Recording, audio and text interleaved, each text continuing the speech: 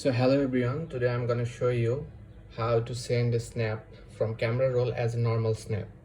So at first you have to open your Snapchat, then click on this explore button, just click on it. Then in the search box type green screen.